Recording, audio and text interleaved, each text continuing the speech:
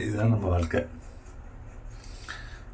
ஒவ்வொருத்தரும் அன்புங்கிற பேரில் அடுத்தவங்கள கவ்விட்டுருக்கோம்.